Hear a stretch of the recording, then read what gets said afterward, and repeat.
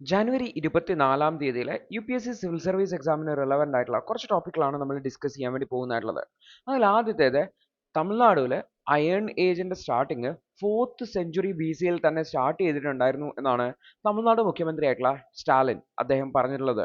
ഒരു ബുക്കിന്റെ റിലീസിന്റെ ചടങ്ങുമായി ബന്ധപ്പെട്ടാണ് ഈ ഒരു കാര്യം ഉണ്ടായിട്ടുള്ളത്. അപ്പൊ എന്താണ് ഈ അയൺ ഏജുമായി ബന്ധപ്പെട്ട കാര്യം എന്നാണ് നമ്മൾ മനസ്സിലാക്കാൻ വേണ്ടി പോകുന്നത്. ഒരു പുതിയ report antiquity of iron recent radiometric dates from Tamil Nadu എന്ന് പറഞ്ഞിട്ടുള്ള ഈ ഒരു റിപ്പോർട്ട് ഓതർ ചെയ്തിട്ടുള്ളത് രാജൻ അതുപോലെ തന്നെ ശിവന്തരം തുടങ്ങിയിട്ടുള്ള ആൾക്കാരാണ്. തമിഴ്നാട് മുഖ്യമന്ത്രിയായിട്ടുള്ള MK സ്റ്റാലിൻ ആണ് റിലീസ് ചെയ്തിട്ടുണ്ടായിരുന്നത്. അദ്ദേഹം ഈ ഒരു റിസർച്ചേഴ്സ് ഈ ഒരു ശിവൽഗൈ സൈറ്റ് അതുപോലെ തൂത്തുക്കുടി ജില്ലയിലുള്ള ഈ ഒരു ശിവഗലൈ എന്ന് പറയുന്ന സൈറ്റിൽ നിന്നുള്ള സാമ്പിൾസിനെ കാർബൺ ഡേറ്റിംഗ് ചെയ്തിട്ടുണ്ടായിരുന്നു. കാർബൺ ഡേറ്റിംഗ് എന്ന് വെച്ചാൽ നമ്മൾ അതിന്റെ ഏജ് കാൽക്കുലേറ്റ് ചെയ്യാൻ വേണ്ടി അല്ലെങ്കിൽ ഏജ് കണ്ടുപിടിക്കുന്നതിന് വേണ്ടിയിട്ട് ഉപയോഗിക്കുന്ന ഒരു മെത്തേഡാണ് കാർബൺ ഡേറ്റിംഗ് എന്ന് പറഞ്ഞാൽ. അപ്പോൾ ഈ കാർബൺ ഡേറ്റിംഗ് ചെയ്തപ്പോൾ ആക്സലറേറ്റർ മാസ് സ്പെക്ട്രോസ്കോപ്പി അതുപോലെ തന്നെ ഒപ്റ്റിക്കലി സ്റ്റിമുലേറ്റഡ് ലൂമിനസെൻസ് ഉപയോഗിച്ച ടെക്നിക്കുകളൊക്കെ ഉപയോഗിച്ചുകൊണ്ട്, അതായത് USA-യിലും ഇന്ത്യയിലും മറ്റ് വിദേശ രാജ്യങ്ങളിലൊക്കെയുള്ള ലാബുകളിലൊക്കെ ടെസ്റ്റ് ചെയ്തപ്പോൾ അതിന്റെ ഏജ് മനസ്സിലാക്കാൻ പറ്റിയത്, അതായത് ആ കിട്ടിയ സാമ്പിൾസിന്റെ ഏജ് മനസ്സിലാക്കാൻ പറ്റിയത് ഏകദേശം 3345 BC ആണ്. അതായത് നമ്മളിപ്പോൾ 2025 AD-യിലാണ് ഇതിൽ നിന്നും പൂജ്യത്തിലേക്ക് എത്തണം. അതിൽ നിന്നും പിറകോട്ട് പോയിട്ട് 3345 BC-യിലേക്ക് എത്തണം. അപ്പോൾ ടോട്ടൽ എന്ന് പറഞ്ഞാൽ ഈ ഒരു ഗ്യാപ്പ് 5370 വർഷങ്ങളുടെ പഴക്കമുണ്ട് അതിന് എന്നാണ് മനസ്സിലാക്കിയിട്ടുള്ളത്. അപ്പോൾ ലോകത്ത് തന്നെ ഇത്തരത്തിൽ അയൺ ഉപയോഗം, അതായത് ഇരുമ്പിന്റെ ഉപയോഗം ഇത്ര മുന്നേ 5300 വർഷങ്ങൾക്ക് മുന്നേ ഇരുമ്പിന്റെ ഉപയോഗം എവിടെ നിന്നും ഉണ്ടായിട്ടില്ല. അതായത് തമിഴ്നാടിലാണ് ഏറ്റവും ആദ്യത്തിൽ ഇരുമ്പിന്റെ ഉപയോഗം ഉണ്ടായിട്ടുള്ളത് എന്നുള്ള രീതിയിലുള്ള ക്ലെയിംസ് ആണ് ഈ ഒരു സ്റ്റഡീസിലൂടെ മുന്നോട്ട് വെക്കുന്നത്. അതുകൊണ്ടാണ് തമിഴ്നാട് മുഖ്യമന്ത്രിയായിട്ടുള്ള സ്റ്റാലിൻ തന്നെ ആ ഒരു റിപ്പോർട്ട് റിലീസ് ചെയ്യാനുള്ള കാരണം എന്നുകൂടി പറയാം. ഈ ഒരു അയേണിനെ ഹാൻഡിൽ ചെയ്യുന്നതിനുമായി ബന്ധപ്പെട്ട വെച്ചാൽ അയേണിനെ ഹാൻഡിൽ ചെയ്യണമെന്നുണ്ടെങ്കിൽ, ഇരുമ്പിനെ ഉരുക്കണം എന്നുണ്ടെങ്കിൽ, അയൺ സ്മെൽറ്റിംഗ് ടെക്നോളജീസ് വേണമെന്നുണ്ടെങ്കിൽ 1200 മുതൽ 1400 ഡിഗ്രി സെൽഷ്യസ് വരെ ടെമ്പറേച്ചർ വേണം. അതായത് ഏകദേശം 5300 വർഷങ്ങൾക്ക് മുമ്പേ ഇത്രയും ഉയർന്ന ടെമ്പറേച്ചേഴ്സ് ഉണ്ടാക്കാൻ വേണ്ടിയിട്ട് ആൾക്കാർക്ക് പറ്റിയിട്ടുണ്ടായിരുന്നു, തമിഴ്നാടുവിലെ ആൾക്കാർക്ക് പറ്റിയിട്ടുണ്ടായിരുന്നു, അല്ലെങ്കിൽ തമിഴ്നാട് പ്രദേശത്തുള്ള ആൾക്കാർക്ക് പറ്റിയിട്ടുണ്ടായിരുന്നു എന്നാണ് ഇത് കാണിക്കുന്നതായിട്ടുള്ളത്. അയേൺ എന്ന് പറഞ്ഞാൽ ടൂൾസ് ഉണ്ടാക്കാനും അഗ്രികൾച്ചറിനും ട്രേഡിനും അതുപോലെ തന്നെ രാജ്യങ്ങൾ രൂപീകരിക്കാനും, കാരണം യുദ്ധങ്ങളിലൊക്കെ അയൺ ടൂൾസ് വന്നതോടുകൂടിയാണ് വലിയ മാറ്റങ്ങളൊക്കെ വന്നിട്ടുള്ളത്. അപ്പൊ ഈ ഒരു സമയത്ത് നമ്മൾ നോർത്തേൺ ഇന്ത്യ നോക്കുകയാണെങ്കിൽ അപ്പോഴും കോപ്പർ ഏജിൽ തന്നെയാണ് ഉണ്ടായിരുന്നത്, കോപ്പറിന്റെ ഉപയോഗം മാത്രമാണ് ഉണ്ടായിരുന്നത്. അപ്പോൾ സൗത്ത് ഇന്ത്യ പ്രത്യേകിച്ച് തമിഴ്നാടുവിൽ ഈ ഒരു സമയത്ത് തന്നെ അയൺ ഏജിൽ പോയി എന്നുള്ളത് കൾച്ചറലി അഡ്വാൻസ്ഡ് ആയിരുന്നു എന്നുള്ളത് കാണിക്കുന്നതാണ്. അപ്പൊ ഈ ഒരു വിഷയം ആണ് ഈ ഒരു ന്യൂസ് റിപ്പോർട്ടിലൂടെ ഹൈലൈറ്റ് ചെയ്യുന്നതായിട്ടുള്ളത്. ഓർത്തു വെക്കേണ്ട കാര്യം, ഇത്തരത്തിലുള്ള ആൻഷ്യൻ ഇന്ത്യ റിലേറ്റഡ് ആയിട്ടുള്ള ടോപ്പിക്കുകൾ ഇമ്പോർട്ടൻ്റ് ആണ്. സൈറ്റുകളുടെ പേരുകൾ ഓർത്തു വെക്കുക. ആദിച്ചല്ലന്നൂർ അതുപോലെ തന്നെ മയിലാദുരംപൈ തുടങ്ങിയിട്ടുള്ള സ്ഥലങ്ങളിലൊക്കെ മുന്നേയും എക്സ്കവേഷൻ നടത്തിയിട്ടുണ്ട്. ഏകദേശം 2500 മുതൽ 3000 BC കാലഘട്ടത്തിൽ ഇവർ അയൺ ഉപയോഗിച്ചതായിട്ട് കണ്ടെത്തിയിട്ടുണ്ട്.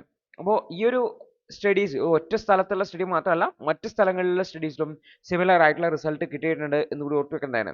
അപ്പോൾ ഇതിന്റെ ഭാഗമായി തമിഴ്നാട് ഗവൺമെന്റ് ഒരു പുതിയ മ്യൂസിയംസ് കീലടിയിലും ഗംഗൈകൊണ്ട ചോളപുരത്തിലും ഒക്കെ പുതിയ മ്യൂസിയംസ് പ്രഖ്യാപിച്ചിട്ടുണ്ട്, പ്രത്യേകിച്ചും ഈ ഒരു ഹിസ്റ്റോറിക്കൽ ഹെറിറ്റേജിനെ പ്രിസർവ് ചെയ്യാൻ വേണ്ടിയിട്ട് എന്നുള്ള കാര്യം ഓർത്തു വെക്കാൻ വേണ്ടി ശ്രമിക്കുക. അപ്പോൾ ഇന്ത്യയിൽ അയൺ ഏജിന്റെ തുടക്കം നമുക്ക് തമിഴ്നാടുവിൽ അതിന്റെ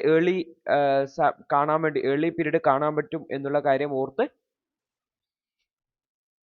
വയ്ക്കാൻ വേണ്ടി ശ്രമിക്കാം.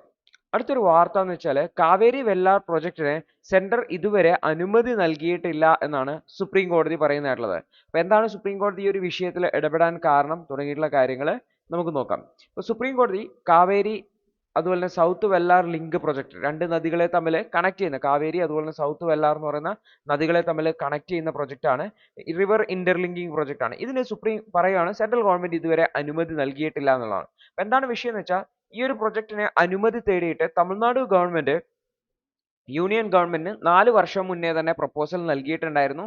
ഈ പ്രൊജക്ടിനെ എതിർത്തുകൊണ്ടാണ് കർണാടക സുപ്രീം കോടതിയിൽ ഒരു പെറ്റീഷൻ ഫയൽ ചെയ്തിട്ടുണ്ടായിരുന്നത്, ഈ പ്രൊജക്റ്റുമായിട്ട് തമിഴ്നാടിനെ പ്രൊസീഡ് ചെയ്യാൻ അനുവദിക്കരുതെന്ന്.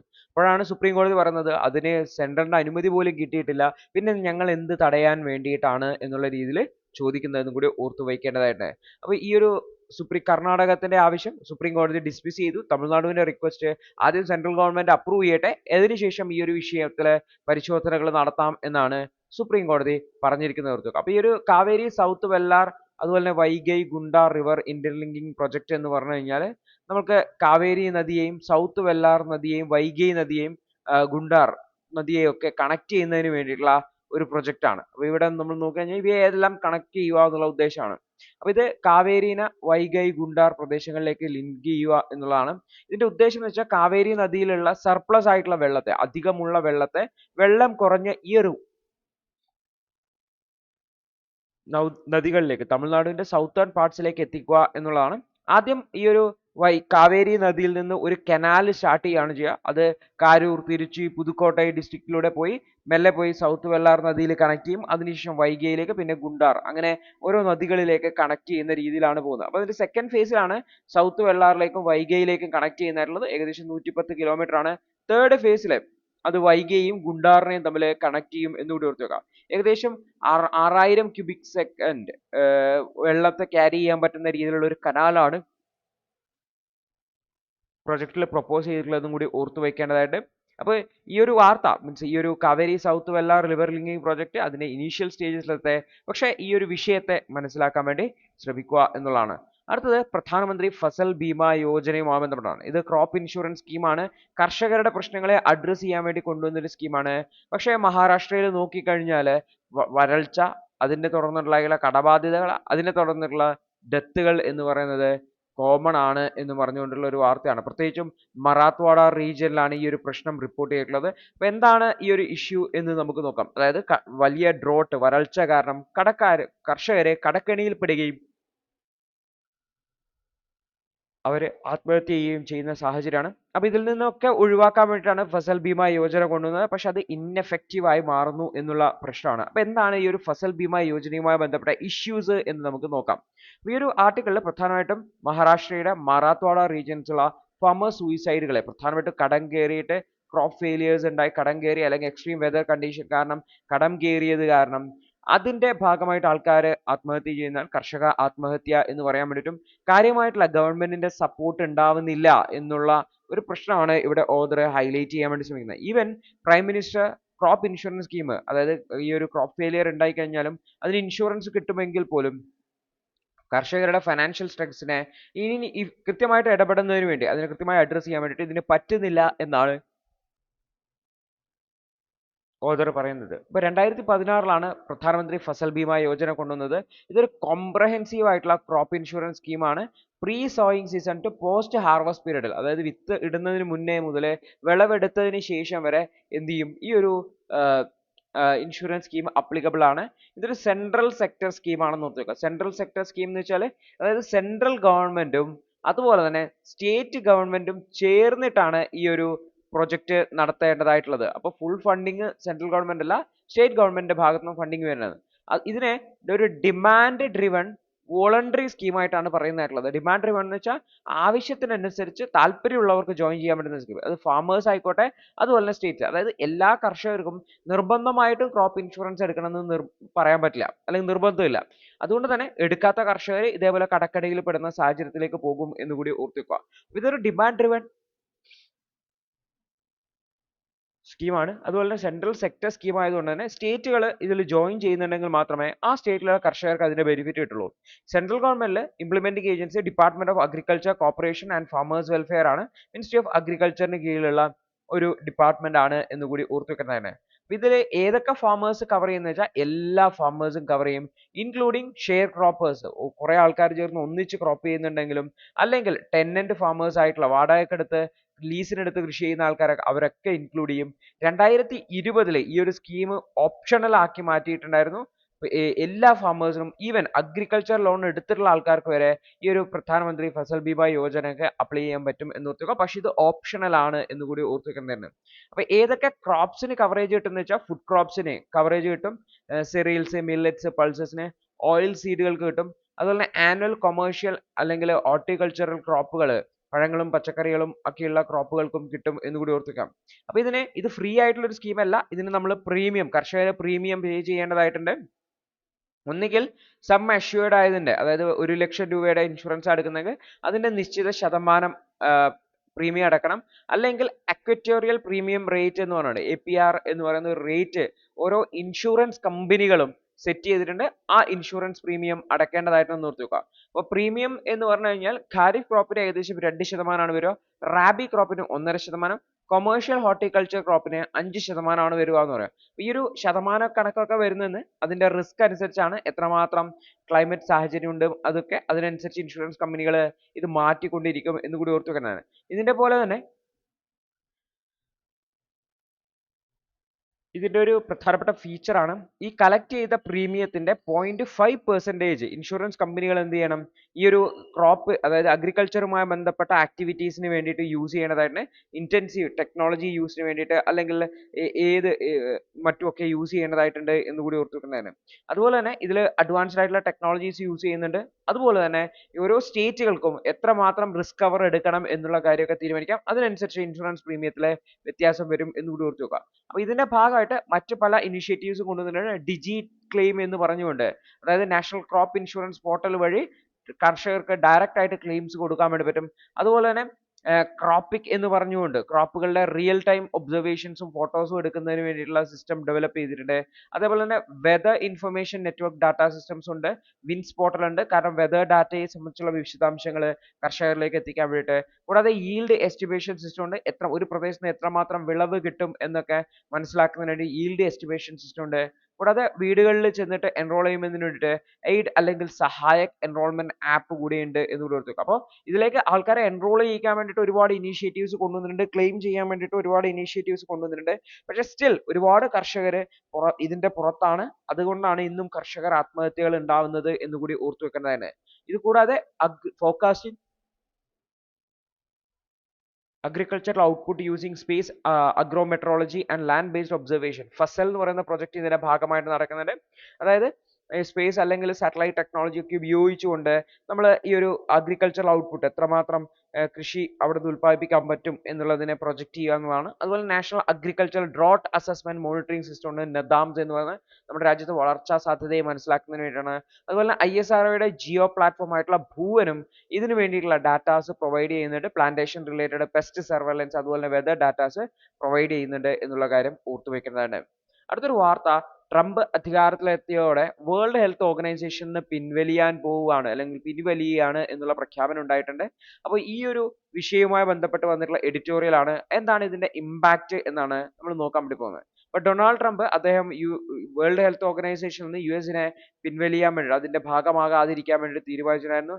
പ്രത്യേകിച്ച് COVID-19 പാൻഡമിക്കിനെ കൃത്യമായിട്ടുള്ള രീതിയിൽ ഹാൻഡിൽ ചെയ്തില്ല. അതുപോലെ തന്നെ ചൈനയ്ക്ക് ഫേവർ ആയിട്ടുള്ള രീതിയിലാണ് വേൾഡ് ഹെൽത്ത് ഓർഗനൈസേഷൻ പ്രവർത്തിച്ചത് എന്ന് പറഞ്ഞുകൊണ്ടാണ് ട്രംപ് പിൻവലിയുന്നതെന്ന് കൂടി ഓർക്കുക. കാരണം ട്രംപ് പിൻവലിയുമ്പോൾ അല്ലെങ്കിൽ US ഗവൺമെന്റ് പിൻവലിയുമ്പോൾ വേൾഡ് ഹെൽത്ത് ഓർഗനൈസേഷന് അത് വലിയ ക്ഷീണമാണ്.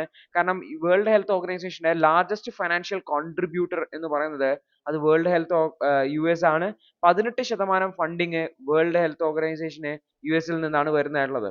ഇത്തരത്തിലുള്ള വിവിധ രാജ്യങ്ങളുടെ ഫണ്ടിങ് വെച്ചിട്ടാണ് വേൾഡ് ഹെൽത്ത് ഓർഗനൈസേഷൻ പ്രവർത്തിക്കുന്നത് ഓർത്ത് വെക്കുക. അപ്പോൾ ഇത്തരത്തിലുള്ള US-ന്റെ വിഡ്രോവൽ 18% ഫണ്ടിങ് കിട്ടാണ്ടാവും. ഈ നിലവിൽ വേൾഡ് ഹെൽത്ത് ഓർഗനൈസേഷൻ നടത്തി വരുന്ന പല ഗ്ലോബൽ പ്രോഗ്രാംസ് ഉണ്ട്, HIV AIDS അല്ലെങ്കിൽ ട്യൂബർകുലോസിസ്, മറ്റ് ഇൻഫെക്ഷ്യസ് ഡിസീസിന് അഗെയിൻസ്റ്റ് ആയിട്ടുള്ള അതിനെയൊക്കെ ബാധിക്കുന്ന രീതിയിലേക്ക് പോകും എന്ന് കൂടി ഓർത്ത് വെക്കുന്നതാണ്. അതുപോലെ തന്നെ മെഡിസിൻസും മറ്റുമൊക്കെ ലോകത്തെ എല്ലാ പ്രദേശങ്ങളിലേക്കും എത്തിക്കാൻ വേണ്ടിയിട്ടൊക്കെ വേൾഡ് ഹെൽത്ത് ഓർഗനൈസേഷൻ പ്രവർത്തിക്കുന്നുണ്ട്. പ്രത്യേകിച്ചും ആഫ്രിക്കൻ കൺട്രീസിലേക്കൊക്കെ, ദരിദ്രരായിട്ടുള്ള ആഫ്രിക്കൻ കൺട്രീസിലൊക്കെ ആ പ്രവർത്തനങ്ങളെല്ലാം തടസ്സപ്പെടുന്നതിന് കാരണമാകാം. അല്ലെങ്കിൽ ഫ്യൂച്ചർ ആയിട്ടുള്ള ഒരു ഔട്ട്ബ്രേക്ക്, ഇത്തരത്തിലുള്ള രോഗങ്ങൾ ഔട്ട്ബ്രേക്ക് ഒക്കെ ഉണ്ടാകുമ്പോൾ, പാൻഡമിക് ഒക്കെ ഉണ്ടാകുമ്പോൾ അതിനെ കൃത്യമായിട്ട് അഡ്രസ് ചെയ്യാൻ വേണ്ടിയിട്ട് വേൾഡ് ഹെൽത്ത് ഓർഗനൈസേഷന് പറ്റാത്ത ഒരു സാഹചര്യത്തിലേക്ക് പോകാം എന്നുള്ളതാണ്. അപ്പോൾ ഇവിടെ ഗ്ലോബൽ ഹെൽത്ത് കമ്മ്യൂണിറ്റി പറയുന്നത് വെച്ചാൽ ഈ ഒരു ഹെൽത്ത് ഇഷ്യൂസ് എന്ന് പറഞ്ഞാൽ ഇന്റർ കണക്റ്റഡ് ആണ് അക്രോസ് ദ ബോർഡർ. അതായത് ചൈനയിൽ രോഗം തുടങ്ങി അത് മറ്റു രാജ്യങ്ങളിലേക്ക് സ്പ്രെഡ് ചെയ്തു. അതിന് ചൈനയെ കുറ്റപ്പെടുത്തണം എന്നല്ല, ഏത് രാജ്യത്ത് രോഗം ഉത്ഭവിച്ചു കഴിഞ്ഞാലും അത് സ്പ്രെഡ് ചെയ്യാം എന്നുള്ളതാണ്. അപ്പോൾ ഇത്തരത്തിലുള്ള വിഷയങ്ങളിൽ ലോകരാജ്യങ്ങൾ പരസ്പരം സഹകരിച്ചുകൊണ്ട് ഇന്റർനാഷണലി കൊലാബറേറ്റ് ചെയ്ത് മുന്നോട്ട് പോവുകയാണ് വേണ്ടത്, അല്ലാതെ പരസ്പരം കുറ്റപ്പെടുത്തി മുന്നോട്ട് പോവുകയല്ല എന്നാണ് ഇന്റർനാഷണൽ കമ്മ്യൂണിറ്റി പറയുന്നതായിട്ടുള്ളത്. പക്ഷേ വേൾഡ് ഹെൽത്ത് ഓർഗനൈസേഷനിൽ നിന്ന് പിൻവലിയുന്ന ഈ തീരുമാനത്തെ റീകൺസിഡർ ചെയ്യണം എന്നാണ് വേൾഡ് ഹെൽത്ത് ഓർഗനൈസേഷൻ ആവശ്യപ്പെട്ടുള്ളത്. പ്രത്യേകിച്ചും ഓർഗനൈസേഷനുമായിട്ട് പ്രധാനപ്പെട്ട രാജ്യമായിട്ടുള്ള US എൻഗേജ് ചെയ്യേണ്ടതായിട്ട് ഒരു പോസിറ്റീവ് ആയിട്ടുള്ള ചേഞ്ച് ഉണ്ടാവും എന്നാണ് വേൾഡ് ഹെൽത്ത് ഓർഗനൈസേഷൻ പറഞ്ഞിട്ടുള്ളത്. അതുപോലെ തന്നെ ഇതൊരു ഷോർട്ട് സൈറ്റഡ് ആയിട്ടുള്ള, അതുപോലെ തന്നെ ഗ്ലോബൽ ഹെൽത്തിനെ തന്നെ പൊട്ടൻഷ്യലി ഡാമേജ് ചെയ്യുന്ന ഒരു മൂവ് ആയിട്ടാണ് മറ്റുള്ളവർ ലോകരാജ്യങ്ങൾ കാണുന്നതെന്ന് കൂടി ഓർത്ത് വെക്കുക. വേൾഡ് ഹെൽത്ത് ഓർഗനൈസേഷന്റെ പ്രവർത്തനങ്ങൾ തടസ്സപ്പെടുത്തുന്നതിന്, സാമ്പത്തികമായിട്ട് തടസ്സപ്പെടുത്തുന്നതിന് ഈ ഒരു തീരുമാനം കൊണ്ട് പറ്റും എന്നുള്ള കാര്യം കൂടി ഓർത്തു വെക്കേണ്ടതായിരുന്നു. അടുത്തൊരു വാർത്ത, ട്യൂബർകുലോസിസ് എന്ന് പറയുന്ന അല്ലെങ്കിൽ ക്ഷയരോഗം എന്ന് പറയുന്ന രോഗത്തെ നമ്മുടെ രാജ്യം അഡ്രസ് ചെയ്യാൻ വേണ്ടി ശ്രമിക്കുന്നുണ്ട്, എൻഡ് TB എന്ന പേരിൽ. അപ്പോൾ ഈ ഒരു എഫേർട്ടുകൾ എത്രമാത്രം എഫക്റ്റീവ് ആണ്, നിലവിലെ സാഹചര്യം എന്താണ് എന്നുള്ളതാണ് നമ്മൾ മനസ്സിലാക്കാൻ വേണ്ടി പോകുന്നത്. അപ്പോൾ ട്യൂബർകുലോസിസ് എന്ന് പറഞ്ഞാൽ, ക്ഷയരോഗം എന്ന് പറഞ്ഞു കഴിഞ്ഞാൽ ഇന്ത്യയിലെ പ്രധാനപ്പെട്ട ഇൻഫെക്ഷ്യസ് ഡിസീസുകളിൽ ഒന്നാണ്. ഈവൻ ലോകത്ത് തന്നെ കൂടുതൽ മരണങ്ങൾ ഉണ്ടാക്കുന്നതിന് കാരണമാവുന്നുണ്ട്. അപ്പോൾ ഗ്ലോബൽ TB ഡെത്തുകൾ എന്ന് പറയുന്നത് വളരെ കൂടുതലാണ്. ഇപ്പോൾ 2030 TB ഡെത്തുകളിൽ 90% റിഡക്ഷൻ ഉണ്ടാക്കുക എന്നുള്ള ഒരു പ്രൊജക്റ്റുമായിട്ട് ലോകരാജ്യങ്ങൾ, വേൾഡ് ഹെൽത്ത് ഓർഗനൈസേഷൻ മുന്നോട്ട് പോകുന്നുണ്ട്. ഈ 80% പുതിയ കേസുകളിൽ ഉണ്ടാകുന്ന റിഡക്ഷനും അവർ ടാർഗറ്റ് ചെയ്തിട്ടുണ്ട്. അപ്പോൾ ഇന്ത്യ ഇതിലേക്ക് നോക്കിക്കഴിഞ്ഞാൽ ലോകത്തിന്റെ മൊത്തം TB ബേർഡന്റെ 26% എന്ന് പറയുന്നത് നമ്മുടെ രാജ്യത്താണ് എന്ന് ഓർക്കുക. അതുപോലെ തന്നെ ഡ്രഗ് റെസിസ്റ്റന്റ് ആയിട്ടുള്ള TB, അതുപോലെ TB റിലേറ്റഡ് ആയിട്ടുള്ള ഡെത്തുകളൊക്കെ നമ്മുടെ രാജ്യത്ത് വളരെ കൂടുതലാണ്. ഇപ്പോൾ COVID-19 പാൻഡമിക് ഇന്ത്യ 2025 TBയെ എലിമിനേറ്റ് ചെയ്യണം എന്നാണ് പ്ലാൻ ചെയ്തിട്ടുണ്ടായിരുന്നത്. പക്ഷേ COVID-19 പാൻഡമിക് വരികയും ഇന്ത്യയുടെ ശ്രദ്ധയും റിസോഴ്സസും എല്ലാം തന്നെ മറ്റ് ആവശ്യങ്ങൾ, പ്രത്യേകിച്ച് COVID-19 പാൻഡമിക്കുമായി ബന്ധപ്പെട്ട് പോകുമ്പോൾ അതിൽ ഇന്ത്യയുടെ TB ടാർഗറ്റ് സ്ലിപ്പായി പോവുകയും, അപ്പോൾ ഇത് വീണ്ടും 2030 മാറ്റി വെക്കുകയും ചെയ്യുന്ന സാഹചര്യം ഉണ്ടായിട്ടുണ്ട് എന്ന് കൂടി ഓർത്തു വെക്കേണ്ടതാണ്. അപ്പോൾ ഗവൺമെന്റ് 2018 ഒരു പൊളിറ്റിക്കൽ കമ്മിറ്റ്മെന്റ് കൂടിയായിരുന്നു ഇത് എന്ന് ഓർത്തു വെക്കുക. അപ്പോൾ നമ്മുടെ രാജ്യത്ത് ഈ ട്യൂബർകുലോസിസിനെ എലിമിനേറ്റ് ചെയ്യാൻ വേണ്ടിയിട്ട് ഒരുപാട് ഇനീഷ്യേറ്റീവ്സ് കൊണ്ടുവന്നിട്ടുണ്ട്. നാഷണൽ ട്യൂബർകുലോസിസ് എലിമിനേഷൻ പ്രോഗ്രാം കൊണ്ടുവന്നിട്ടുണ്ട്. എഫക്റ്റീവ് ആയിട്ടുള്ള TB ഡ്രഗുകൾ കൊണ്ടുവരിക എന്നുള്ളതാണ്. അതായത് ഇത്തരത്തിൽ നോട്ടിഫൈഡ് ആയിട്ടുള്ള കേസുകൾ കൃത്യമായിട്ടുള്ള ട്രീറ്റ്മെന്റുകളിലൂടെ ചികിത്സിക്കുക എന്നുള്ളതാണ്.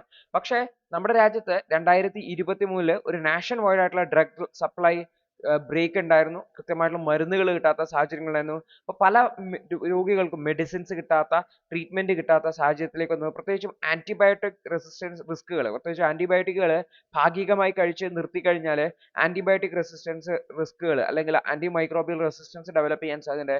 അത്തരത്തിലുള്ള റിസ്കുകൾ ഉണ്ടായിരുന്നു എന്ന് ഓർക്കുക. അപ്പോൾ TB പേഷ്യൻസിന് പ്രത്യേകിച്ചും അവർ മെഡിസിൻസ് പുറത്തുനിന്ന് വാങ്ങേണ്ടി വരും. ഇതും ഹെൽത്ത് എക്സ്പെൻസസ് വളരെയധികം കൂടുന്നതിന് അല്ലെങ്കിൽ ഫാമിലീസിന് വലിയൊരു സാമ്പത്തിക ബർഡൻ ഉണ്ടാകുന്നതിന് കാരണമായി എന്ന് ഓർക്കുക. ഇതേപോലെ മറ്റൊരു ഇഷ്യൂ ആണ് സാധാരണ TB എന്ന് പറയുന്നത് ലങ്സിനെ, ശ്വാസകോശത്തിനെയാണ് ബാധിക്കുക, അല്ലെങ്കിൽ നമ്മൾ അതിനെ പൾമണറി TB എന്നാണ് വിളിക്കാറുള്ളത്. അതേസമയത്ത് ഇതിന്റെ പുറത്ത് എക്സ്ട്രാ പൾമണറി TBs ഉണ്ടാവാറുണ്ട്. അതായത് ഇന്ത്യയിൽ നോക്കിക്കഴിഞ്ഞാൽ 24% കേസുകൾ എക്സ്ട്രാ പൾമണറി TBs ആണ്. പക്ഷേ ഇതെന്താ, നേരെ ശ്വാസകോശത്തിലുണ്ടാകുന്ന തുടർച്ചയായ ചുമ, കഫം ഒക്കെ ഉണ്ടാവും. പക്ഷെ മറ്റു ഭാഗങ്ങളിലാണ് TB എങ്കിൽ അത് ഏർലി ഡയഗ്നോസിസ് നടക്കില്ല, ലേറ്റ് ആയിട്ടായിരിക്കും ഡയഗ്നോസ് ചെയ്യുന്നത്. കാരണം വേഗ് ആയിട്ടുള്ള സിംറ്റംസ് ആണ് ഉണ്ടായിരിക്കുക എന്നുള്ളതാണ്. അപ്പോൾ ഈ ഒരു എക്സ്ട്രാ TB, EPTB-നെയൊക്കെ കൃത്യമായിട്ട് ഐഡന്റിഫൈ ചെയ്യുന്ന, എക്സ്ട്രാ പൾമണറി TB-നെയൊക്കെ കൃത്യമായിട്ട് ഐഡന്റിഫൈ ചെയ്യുന്നതിനും അതിനെ ചികിത്സിക്കുന്നതിനും വേണ്ടിയിട്ടുള്ള ട്രെയിനിങ്ങും മറ്റുമൊക്കെ ഹെൽത്ത് കെയർ സെക്ടേഴ്സിലുള്ള വർക്ക് ആൾക്കാർക്ക് നൽകേണ്ടതാണ്. കാരണം അതിനെ ഏർലി ഡയഗ്നോസ് ചെയ്തെങ്കിൽ മാത്രമേ ഇത്തരം രോഗങ്ങളെ നമുക്ക് കൺട്രോൾ ചെയ്യാൻ പറ്റുള്ളൂ എന്ന് ഓർക്കുക. ഇത് കൂടാതെ ഇത്തരം രോഗങ്ങൾ വരാൻ വൾണറബിൾ ആയിട്ടുള്ള ആൾക്കാരുണ്ട്. ഉദാഹരണത്തിന് ഹൈ റിസ്ക് ഗ്രൂപ്പുകൾ, മൈനിങ് ജോലികളിലൊക്കെ ഏർപ്പെട്ട ആൾക്കാരുണ്ട്. അപ്പോൾ അത്തരം ആൾക്കാർ, അല്ലെങ്കിൽ മൈഗ്രന്റ് ആയിട്ടുള്ള വർക്കേഴ്സ്, പ്രത്യേകിച്ച് വളരെ മോശം പുവർ ഹെൽത്ത് ആക്സസ് ഒക്കെ ഉള്ള ആൾക്കാരെ, അവർക്കൊക്കെ TB റിസ്കുകൾ വളരെ കൂടുതലാണ് എന്ന് കൂടി ഓർത്ത് വെക്കുന്നത്. മറ്റൊന്നാണ് സിലിക്യോസിസ് എന്ന് പറയുന്നത്. അതായത് ഡസ്റ്റ് ഇൻഹാലേഷൻ വഴി, പൊടി ശ്വസിക്കുന്നത് വഴി പൊടിയിൽ സിലിക്ക ഉണ്ടാവും.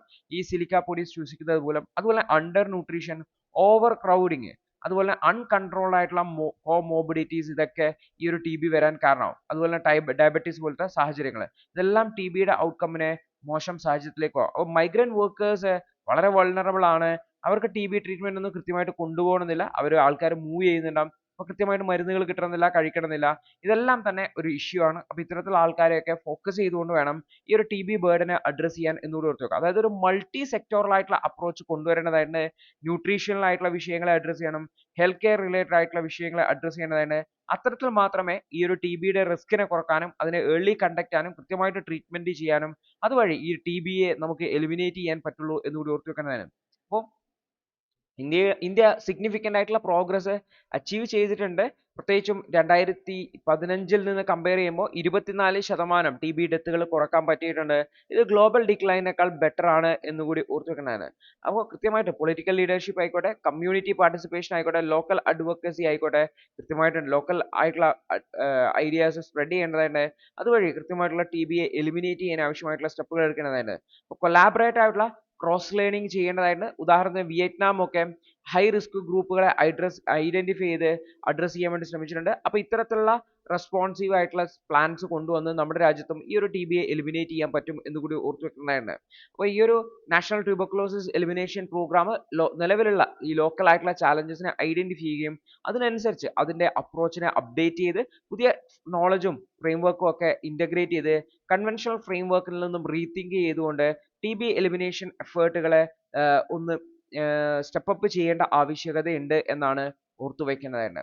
അടുത്തൊരു വാർത്ത എന്ന് വെച്ചാൽ നമ്മുടെ ഇലക്ഷൻ കമ്മീഷൻ ഓഫ് ഇന്ത്യയുമായി ബന്ധപ്പെട്ടാണ്. അപ്പോൾ റീസെന്റ് ആയിട്ട് നടന്ന ഇലക്ഷൻസുമായി ബന്ധപ്പെട്ട് അതിൽ ഇലക്ടോറൽ റോളിൽ ഉണ്ടായിട്ടുള്ള ഇഷ്യൂസുമായി ബന്ധപ്പെട്ടൊക്കെയാണ് ഓതർ ഹൈലൈറ്റ് ചെയ്യാൻ വേണ്ടി ശ്രമിക്കുന്നത്. അപ്പോൾ ഈ ഒരു വിഷയം മനസ്സിലാക്കാൻ വേണ്ടി ശ്രമിക്കുക. എന്താണ് ഈ ഒരു പ്രശ്നം, ഈ ഒരു ആധാർ അതുപോലെ തന്നെ ഇലക്ഷൻ ID കാർഡ് ലിങ്ക് ചെയ്യേണ്ടതായിട്ടുണ്ടോ എന്നുള്ള വിഷയത്തിലൊക്കെ ഒരു ഒപ്പീനിയൻ ഡെവലപ്പ് ചെയ്യാൻ വേണ്ടിയിട്ട് ഈ ഒരു ആർട്ടിക്കിൾ അല്ലെങ്കിൽ ഈ ഒരു വാർത്ത സഹായിക്കും ആണ്. അപ്പോൾ ഡോക്ടർ BR അംബേദ്കർ അദ്ദേഹം പറഞ്ഞുള്ളത് ഇലക്ടോറൽ റോളുകളിൽ ഗവൺമെന്റിന്റെ ഇന്റർഫറൻസ് അത് നല്ലതല്ല എന്ന് അദ്ദേഹം പറഞ്ഞു. കാരണം ഇൻഡിപെൻഡൻസ് ആയിട്ടുള്ള ഇലക്ഷൻ നടക്കാനാണെങ്കിൽ അത് നല്ലതല്ല എന്ന് അദ്ദേഹം പറഞ്ഞിട്ടുണ്ടായിരുന്നു. പ്രത്യേകിച്ചും ഈ ഒരു ഇലക്ടോറൽ റോളുകളിൽ പലതരത്തിലുള്ള മാനിപ്പുലേഷൻ നടത്താൻ വേണ്ടി പറ്റും. റേഷ്യൽ ആയിട്ടുള്ള കൾച്ചറൽ ആയിട്ടുള്ള ലിംഗ്വിസ്റ്റിക് എക്സ്ക്ലൂഷൻസും ഇൻക്ലൂഷൻസും ഒക്കെ നടത്താൻ വേണ്ടി പറ്റും. ഇതെല്ലാം തന്നെ ഡെമോക്രസീനെ നെഗറ്റീവായി ബാധിക്കുന്നതാണ്. ആക്ച്വലി ഈ ഒരു വിഷയം ഇപ്പൊ ഇന്ത്യയിൽ സംഭവിച്ചുകൊണ്ടിരിക്കുകയാണ് എന്നാണ് ഓതർ ഹൈലൈറ്റ് ചെയ്യുന്നുള്ളത്. 2024 മഹാരാഷ്ട്രയുടെ സ്റ്റേറ്റ് ഇലക്ഷൻ നടന്നപ്പോൾ 9.7 കോടി വോട്ടേഴ്സ് ആണ് എൻറോൾ ചെയ്തിട്ടുണ്ടായിരുന്നത്. അത് അവിടുത്തെ അഡൾട്ട് പോപ്പുലേഷനെക്കാളും 16 ലക്ഷത്തിലധികം ആൾക്കാർ എൻറോൾ ചെയ്തിട്ടുണ്ട് എന്നാണ് പറയപ്പെടുന്നതായിട്ടുള്ളത്. അതായത് 48 ലക്ഷത്തോളം പുതിയ വോട്ടേഴ്സ് എൻറോൾ ചെയ്തിട്ടുണ്ടായിരുന്നു 6 മാസ പീരീഡിന്. അതായത് ലോക്സഭാ ഇലക്ഷൻ കഴിഞ്ഞിട്ട് സ്റ്റേറ്റ് ഇലക്ഷൻ ഇടയിലുള്ള പീരീഡിൽ 48 ലക്ഷം പുതിയ വോട്ടേഴ്സ് ആണ് വന്നിട്ടുള്ളത്.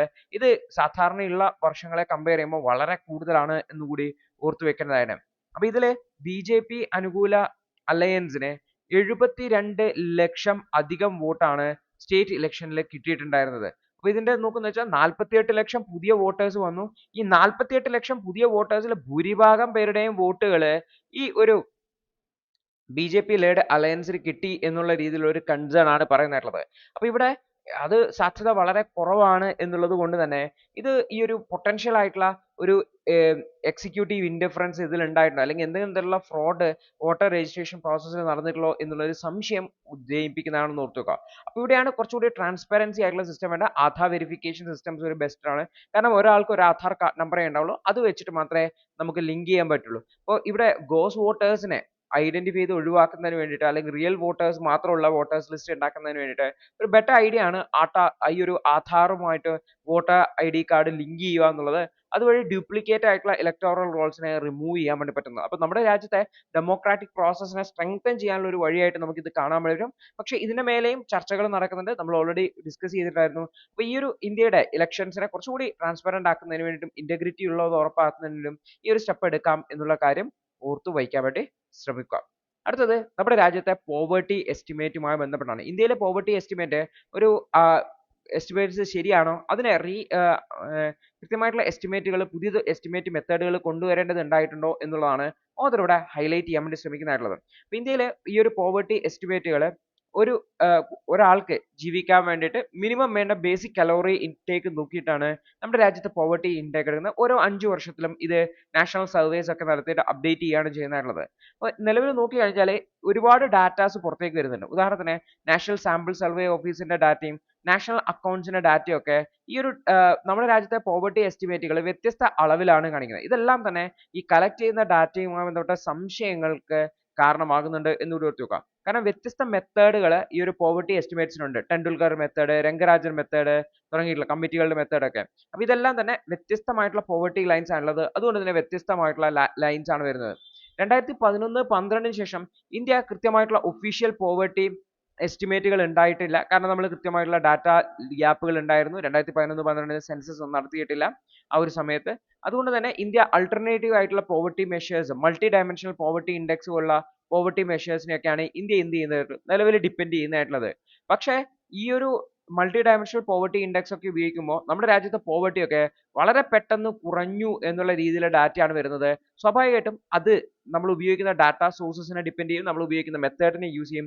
സോ അതുമായി ബന്ധപ്പെട്ട കൺസേൺസ് ഉണ്ട് എന്ന് ഓർത്ത് വെക്കുന്നത് തന്നെ. 2023-24 ഹൗസ് ഹോൾഡ് കൺസംഷൻ എക്സ്പെൻഡിച്ചർ സർവേയുടെ ഡാറ്റ പ്രകാരം നമ്മുടെ രാജ്യത്ത് പോവർട്ടി ലെവൽ, ദാരിദ്ര്യത്തിന്റെ ലെവൽ എന്ന് പറഞ്ഞാൽ വളരെ പെട്ടെന്ന് കുറഞ്ഞതായിട്ടാണ് കാണിക്കുന്നത്. അപ്പൊ ഇത്രയും പെട്ടെന്ന് ദാരിദ്ര്യം കുറയാൻ വേണ്ടിയിട്ടുള്ള സാധ്യതയില്ല. അതുകൊണ്ട് തന്നെ ഡാറ്റയിലുള്ള അക്യുറസി ഇഷ്യൂസ് ആയിരിക്കും എന്നാണ് പറയുന്നതായിട്ടുള്ളത്.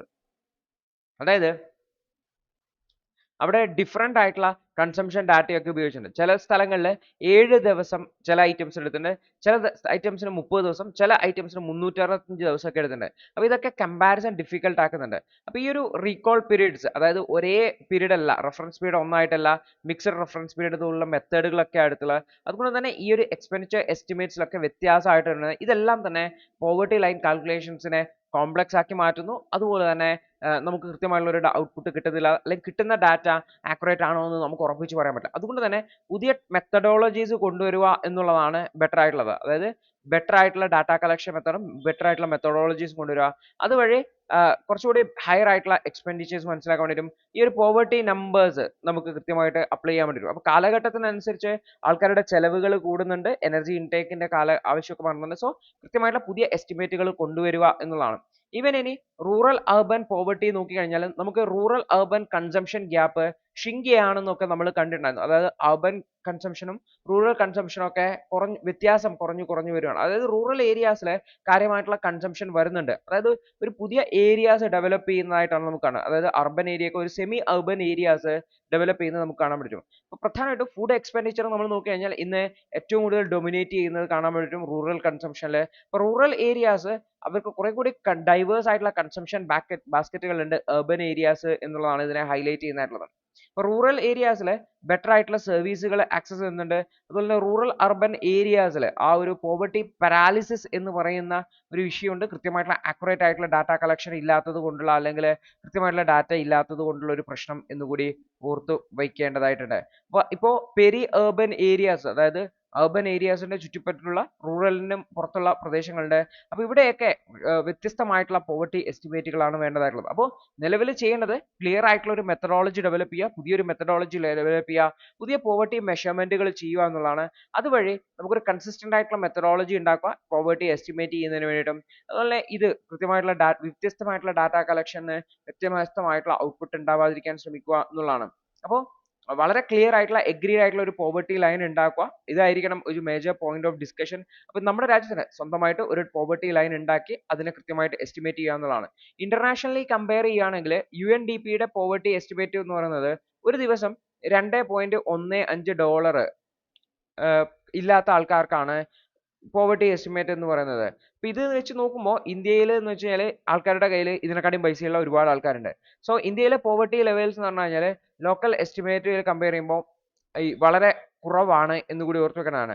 പക്ഷെ ഓർത്ത് വെക്കേണ്ട കാര്യം എങ്കിലും പോവർട്ടി എങ്ങനെ ആക്യുറേറ്റ്ലി എസ്റ്റിമേറ്റ് ചെയ്യാം എന്നുള്ളത് ഒരു കൺസേൺ തന്നെയായിട്ട് നിലനിൽക്കുകയാണെന്ന് ഓർത്ത് വെക്കുക. അപ്പൊ നിലവിൽ യൂസ് ചെയ്യുന്നത് നമ്മൾ പറഞ്ഞു മൾട്ടി ഡയമെൻഷണൽ പോവർട്ടി ഇൻഡെക്സ് ആണ് യൂസ് ചെയ്യുന്നത്.